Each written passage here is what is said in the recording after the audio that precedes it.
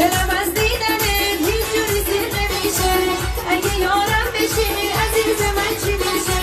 دلم از دیدنت هیچ جوری سیر نمیشه، اگه یارم بشی عزیز من چی میشه؟ خوشگل و نازنینی تو عشق آخرینی، منوی چشمام بزن درشته زمینی.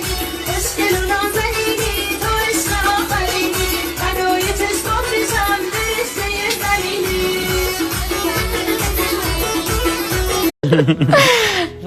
ولی کاشکی نمیرفتی. آخه من بدون تو چیکار کنم؟